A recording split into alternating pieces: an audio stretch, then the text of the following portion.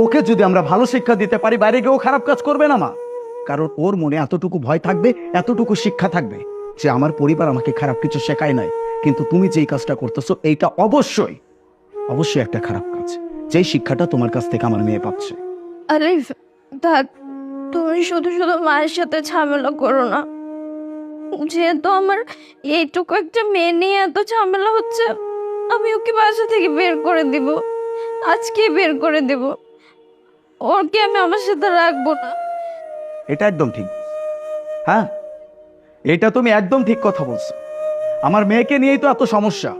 ঠিক আছে মা, বাড়িটা তো তোমার, আমার বাবার।